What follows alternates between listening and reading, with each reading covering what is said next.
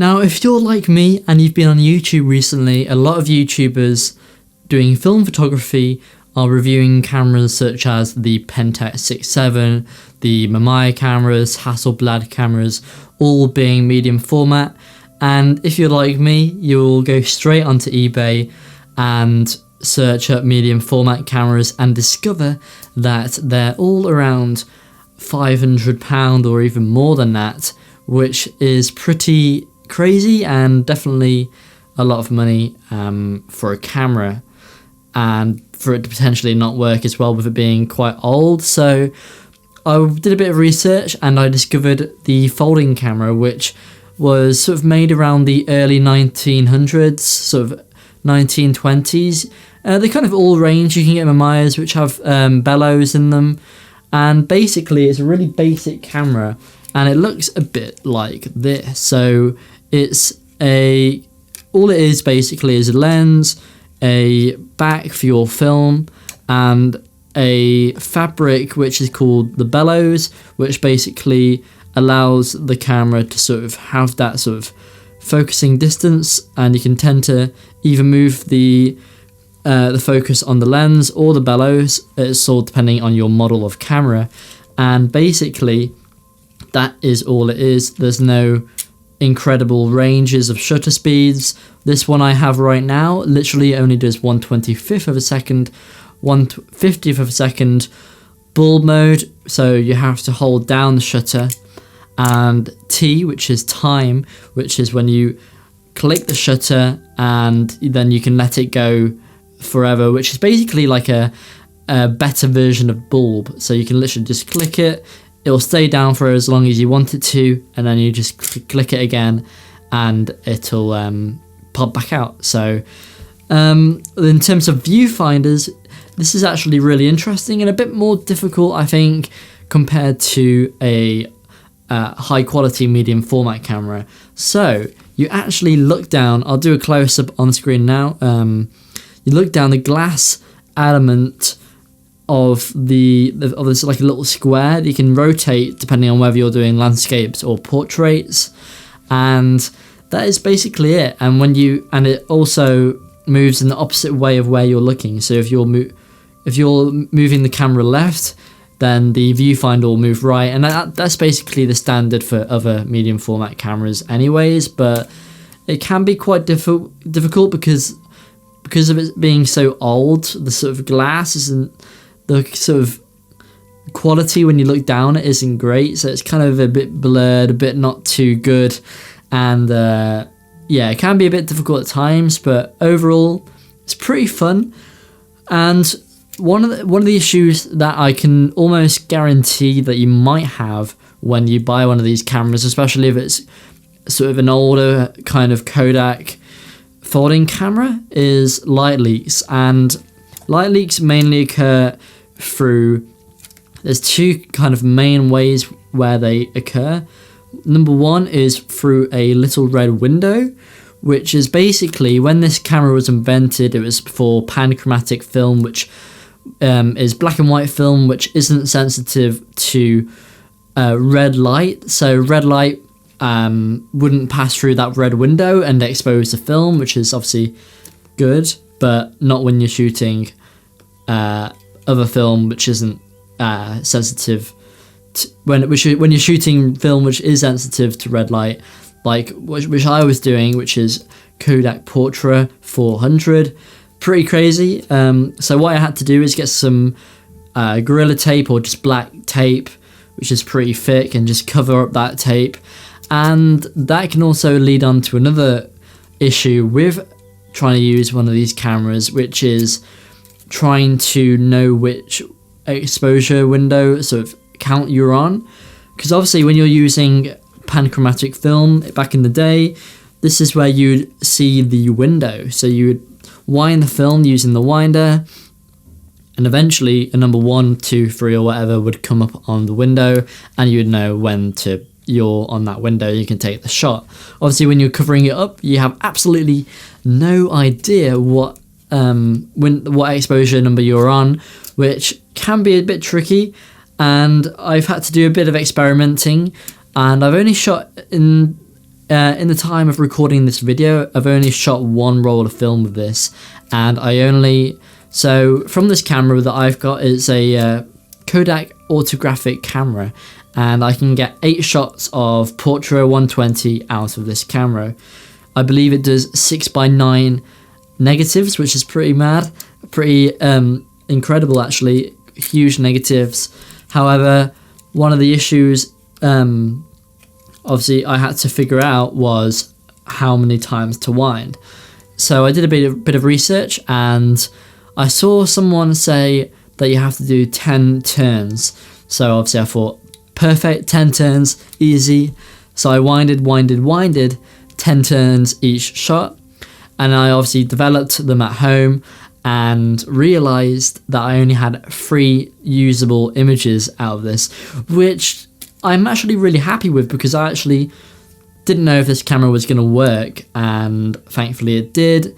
Didn't really have any light leaks at all, which is pretty incredible, and that's another thing that I'll go into later on in the video. But basically I learned that I have to do, for my camera, which is a Kodak Autographic 120 folding camera, I had to do 4 half turns of the winder to reach the next window. And what I can recommend for you is, if obviously each model is different, you might have the same camera as me, I don't know, but what you can do is, if you have an old roll of film, 120 film, and you still have the paper backing, you can actually put that back onto the 120 camera, and you can actually just do it yourself and just count it. That's what I've done, because I obviously didn't want to I didn't want to ruin any more film, so basically I put the film back in there and just made sure. And I think that might be something you might have to do, maybe buy a real cheap roll of film, an expired film maybe, and try and experiment with the film rollers. Although there is a lot of research online for folding cameras, a lot of people have already gone through the pain and misery so that you don't have to. So one of the main issues that you can have is through light leaks with bellows. So obviously the bellows is literally made of like a fabric, like a black clothy fabric, and it can be really difficult. Obviously if it's made in the early 1920s, it's going to have all this kind of use, which obviously can damage the bellows. And what I found is, even with a high quality folding camera like I've got here, there was tiny little pinhole holes in the fabric. So what you want to do is get a torch, a bright torch. I just used my iPhone torch, and what you want to do is take off the back of the film. So take off the film, so you literally can look through the lens, and literally just shine your torch through the back in a dark environment, and you'll see if there's any holes in the back. So how do you fix this? So I actually went online and researched a bit, and I actually found you can get this thing called black liquid electrical tape. So it's electrical tape and it's liquid at the same time, which is pretty incredible. And basically all you want to do is just paint that over the holes. Do be careful, because one issue that I've had is it's kind of still a bit sticky. I let it dry for a certain amount of time, and I folded it away as it is, and then I've had to sort of carefully kind of reopen it, because some parts were a bit sticky again, but it's still fine. Still got it back open again. Another way you can do it is if you get black thick acrylic paint, that can work as well. I tried with just black tape, like Gorilla Tape, but I found it kind of ruins the sort of look of it, and it also doesn't actually sort of stick on the bellows the way you'd think it would, and it just generally doesn't look good, which is obviously isn't what you want. And if you're selling it in the future, or just want to put it on a mantelpiece in the future as well, you don't want to really have some horrible sort of black tape which is kind of half on there, half not, which is why I think the black liquid electrical tape works really well, because you can't even tell it's there. It's really good. and that's kind of the way you want it to be. You kind of don't want it to look like you had to do some kind of mad bodge job on it. You want it to look really authentic, and that's kind of part of the way, that's kind of one of the positives of using a camera like this. You know, everyone's looking at you like, hello, what the hell is he using? You know, that's kind of some old camera. But anyway, so how do you use this camera? It's kind of the same as any other film camera, so you can download, I use a free light meter app on my phone, and you just, you'll know obviously what ISO speed of film you're using. For example, I use Portra 400, so ISO 400, and as I said earlier, perhaps you're using 1/50th of a second, put that in there, and then you have, on this camera that I'm using, you have f7.9 to f45, which is pretty incredible. I didn't even know 45 existed, but it does, and that allows you to obviously 1/50th of a second if you're shooting in bright sunlight is pretty bright, so f45 is really good to sort of counter that in a way. So, but anyway, that's basically it in terms of usage. You have to know sort of your measurements in feet. So what I had to learn was, for example, mine goes from 5 feet to infinity.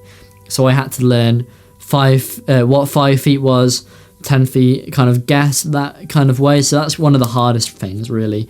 But apart from that, once you finish the roll, which you'll know, obviously, kind of it'll become kind of loose in a way, and you kind of know how many shots you get in a roll anyways. Basically keep winding it, and it'll until you can't really go anymore, and then you open the back, obviously in a dark bag, or in a dark room, and then you have to pull off the paper backing of the film, so you just have the film negative, and obviously put the film on as you would for any other development film, but that could be an entirely different video if you want me to do one on that. But yeah, that is basically it. I'm gonna go out and shoot some film with it. I've planned some cinematic shots with this film, so we're gonna go out and try and take some photos using Kodak Portra with a 1920s folding camera.